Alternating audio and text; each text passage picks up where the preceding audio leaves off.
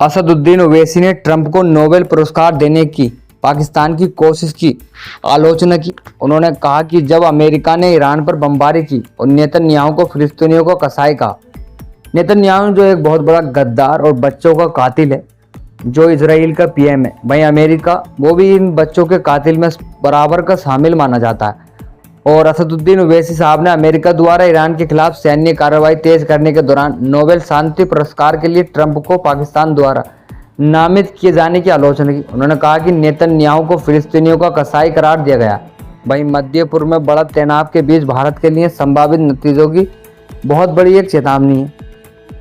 असदुद्दीन ओवैसी ने ईरान के प्रमुख परमाणु स्थानों पर अमेरिका के हवाई हमलों के बाद अमेरिकी राष्ट्रपति डोनाल्ड ट्रंप के बीच नोबेल शांति पुरस्कार की पाकिस्तान की मांग को गलत बताया। उन्होंने कहा कि लोकसभा सांसद ने सवाल किया कि क्या पाकिस्तान ने ट्रंप का समर्थन सिर्फ इसलिए किया ताकि वो एक बम गिराए। हैदराबाद में समाचार एजेंसी एएनआई से बातचीत में ओवैसी ने कहा कि हमें पाकिस्तानियों से पूछना चाहिए क्या इसके लिए वो चाहते हैं कि ट्रंप को नोबेल शांति पुरस्कार मिले। उन्होंने अमेरिका द्वारा नतांज, इस्फहान और फोर्डो में ईरान के परमाणु स्थलों पर किए गए हमलों का जिक्र किया।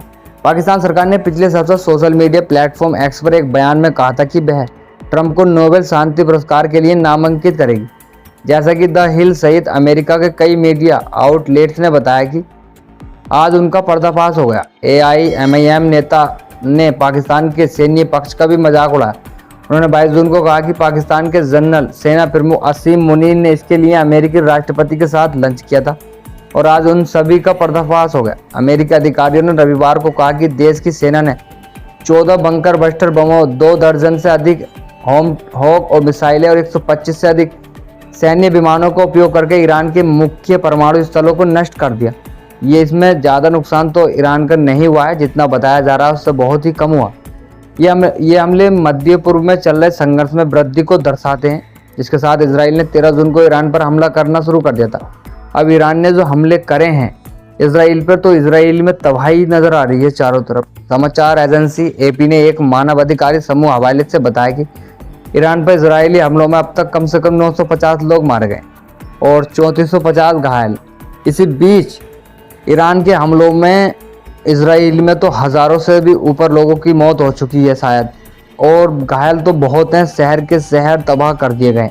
ओवैसी ने चेतावनी दी कि अगर इस क्षेत्र में पूर्ण पैमाने पर युद्ध छिड़ता है तो भारत के लिए इसके गंभीर परिणाम होंगे।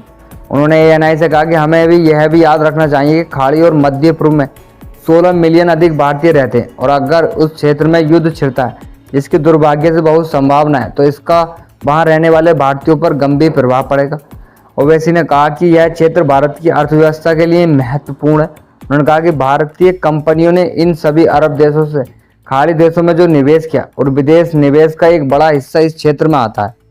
ईरान की ओर से परमाणु खतरे को एक डर बताते हुए ओवैसी ने कहा, और अंत में ईरान के पास परमाणु हथियार होने के बारे में एक डर पैदा किया गया है, या यह और वह इराक में भी इसी चीज़ का इस्तेमाल किया गया था। सामूहिक विनाश के हथियार कुछ भी सामने नहीं आया।